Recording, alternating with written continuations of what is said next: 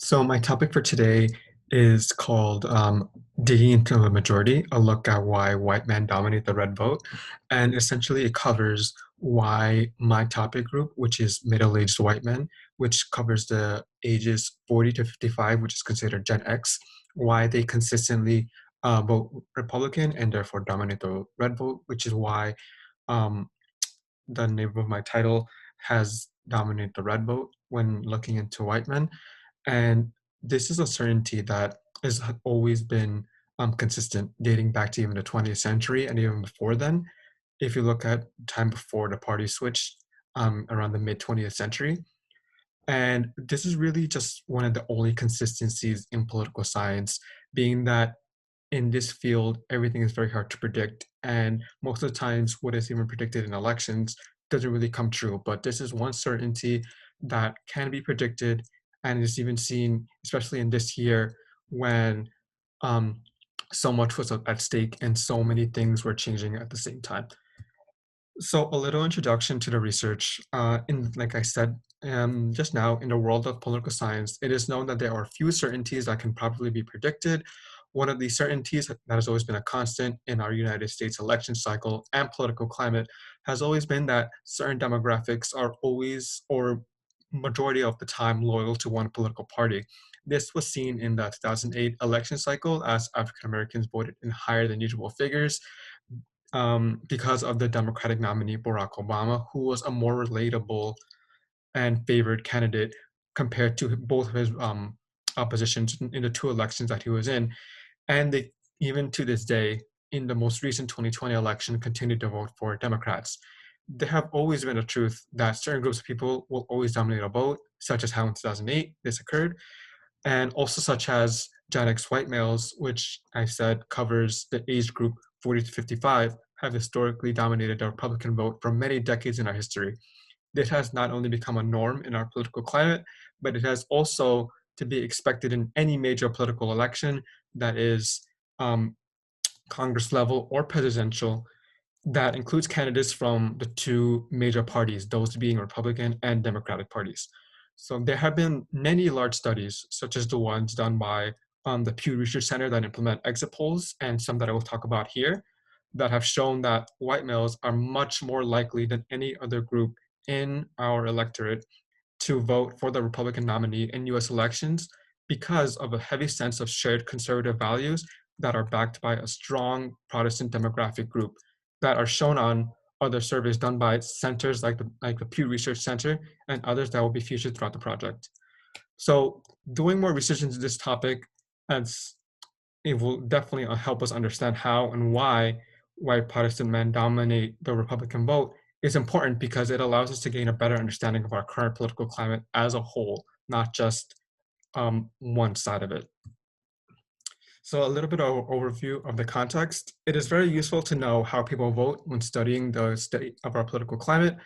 which can help us understand and better predict any future elections, being that this is one of the few certainties that can be predicted every 4 years or 2 years when looking at local and Congress elections. So the data collected through exit polls, such as the ones done by Pew, and research studies work to allow us to see the current state of our political climate through the electorate and their voting habits, as well as any other outside facts that may influence their habits. This can be, the people around them may influence them, their neighbors, how they all think as a community. This has allowed us to see what demographics are more likely to go to a specific party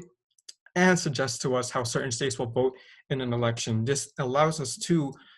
consistently deem what states are going to vote for what candidates, such as how New York has always been considered a democratic state, as it has not voted Republican in many, many years. However, although this has been a certainty in US elections, there are times when this certainty can fail, which shows that while studying the electorate is useful, it is not always accurate. So even though the white males consistently vote red, there are some states where this is not the case. There are some states where they may be more liberalized or, vote for the Democratic Party, such as here in New York. Um, so there are times where it's not completely accurate. This has shown in some elections, especially here in 2020, and especially in in other states as well, such as Texas, which has always been considered red, but was so close to turning blue despite the large population of my demographic group, middle-aged white males. One constant that has not seen wavered are the demographics that stick to each of the two major political parties that make up the electorate. This is seen as Protestant white men, which is my demographic group, consistently support the Republican Party, while minorities and other groups have historically supported the Democratic Party. This has remained true for most of the elections in the 20th century, even dating back to when the party switched, if you want to look at it that way. And it continues to be the case in our most recent election cycles. We can see historically that the same trends we saw in previous elections continue to remain true today, thus giving us a good grasp into understanding our electorate and why they vote the way they do. So I do want to go into a little bit of the literature that came before me and the previous arguments. So the literature and the previous arguments made regarding the topic all point towards the trends that have become known over the course of our history, with the reason of shared ideology being stronger than the reason of appeal of a candidate. So while a candidate may not be exactly liked, it is more likely that a previous supporter of the party will vote for that candidate out of support for a party because of shared ideals rather than likelihood of a candidate.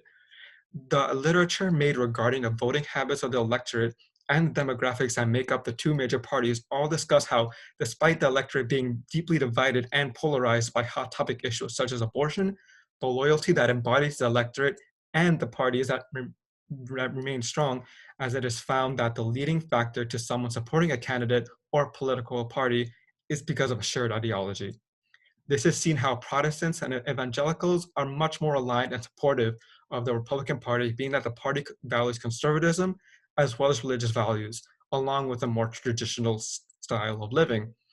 while more economically and socially liberal people tend to be more aligned with the Democratic Party. This was seen in Gelman's article that was published in 2009.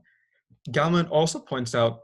that the electorate votes on the candidates based on two primary focus areas: religion and financial status. These are the main two factors that could determine how somebody votes, and is why um, these two factors prove to be what people align themselves more with what the party is and why they vote the way they do. This was also a point made by Gelman, which, with each of the two parties being deeply divided on these two issues, it creates a deep polarization amongst the electorate that can be highlighted with controversial candidates such as Donald Trump in 2016 and in 2020, the most recent election. The American electorate is shown to be very polarized in elections, but is one that remains loyal to their parties and ideologies, being that, like I said before, despite the candidate, it is much more likely that somebody will vote for this candidate based on a deep loyalty of party that can be stretched through various elections and um, different candidates of the party. So the kind of data that was collected through this research is mainly qualitative, and it was non-numerical and was designed to approximate and characterize the topic by deriving answers from my participants. The primary methods for collecting data in this research was through remote one-on-one interviews that were designed to extract the best possible answers. My subject group was directly correlated with the question of my research, so my data collected detailed why my participants, who were middle-aged white males, vote the way they do, and if there were any other factors aside from the main ones that were found in previous arguments that influenced their voting habits. Being that my methods did not include any participants, as the number of participants had to be lower due to COVID reasons, the answers I got from my interviews did not vary from each other nor the previous arguments. They stuck a lot to the same trends, and a lot of the same concepts that were seen in the previous arguments were seen here also. The data I collected consisted of answers that rarely went off topic and stuck to the context of the question asked. And my core findings is very similar to the arguments before me. 4 out of 5 considered themselves to be Republicans and thus voted for Republican nominee Donald Trump, while the one stood out and considered himself a Democrat and therefore voted for Joe Biden, as a result of both party loyalty and wanting for stricter economic policy that would further limit the increase of big business. It is also important to note that the strong dislike or disapproval of President Trump also influenced his decision to break away from the norm and by breaking away from the norm, he votes differently than his peers and those around him. But those who did vote red did did consider themselves to be more aligned with the values of the Republican Party. So the core findings show that a strong sense of strong values ultimately proved to be the strongest influence for my interviewees when choosing which party to support. So, in conclusion, I sought out to understand, or better, further understand, the political phenomenon of how middle aged white men dominate the red vote in virtually every election in our nation's recent history on a first hand basis through interviews. Most of the previous arguments on this subject have pointed out that the primary decisive factors that influence how one votes and how one creates a loyalty to a political party are the shared values that they share with political candidates and of the party which they represent. My own research draws from the previous arguments to reaffirm them as my interviews resulted in my interviewees saying that they support the Republican Party due to a shared sense of conservatism and religious values, which was the main decisive factors in most of the previous arguments I saw, such as in Gallman's article. It can also be seen in secondary sources that while the quality of the candidates or the state of the party do have some influence, the true decisive factor is what the party or candidate do their like which of the party or the candidate their values align with more. So truly, it can see that this divides this sort of